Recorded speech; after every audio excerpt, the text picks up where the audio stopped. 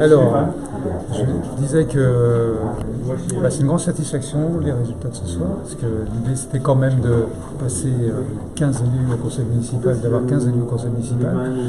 On était une liste fusionnée déjà, donc avec 15 personnes issues de listes, donc 15 personnes qui vont apprendre à se connaître au sein du conseil municipal.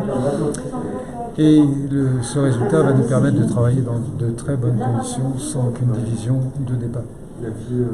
Donc voilà, ça c'est la première satisfaction. La deuxième satisfaction, c'est d'avoir mené jusqu'au bout cette campagne et d'avoir eu le résultat qu'on connaît ce soir. Une satisfaction après 2 ans et demi quand même qui se sont passés difficilement au sein du conseil municipal. Vous en avez été témoin. Vous êtes venus souvent assister à des conseils municipaux. J'ai une ambition pour les 6 ans qui viennent, c'est que vous n'y ayez plus, ou moins, puisque ça voudra dire que ça se passe très bien au sein du conseil municipal de Rochefort-en-Terre. Et c'est une commune qui le mérite, c'est un village qui le mérite. Et c'est des habitants qui méritent aussi de retrouver une certaine plénitude, une certaine tranquillité et un conseil municipal apaisé et serein. Donc voilà mes premières impressions ce soir après ce résultat qui est vraiment très très très bien pour nous et qui n'est pas inespéré parce que c'est quelque chose qu'on avait quand même envisagé, moi que j'avais envisagé. Logiquement, si les Rochefortais votaient comme le premier tour, c'était 15 élus et ils ont voté à peu près comme au premier tour et c'est 15 élus à l'arrivée, donc c'est ce qui est le plus important pour nous. Voilà. C'est un petit retournement de situation quand même, parce qu'au premier tour, Olivier Dumalacour était mieux placé. Oui, mais en fait, comme je l'ai dit d'ailleurs dans la presse, c'est qu'il n'y a pas 3 électorats à Rochefort-en-Terre, il n'y en a jamais eu 3, il y en a toujours eu 2.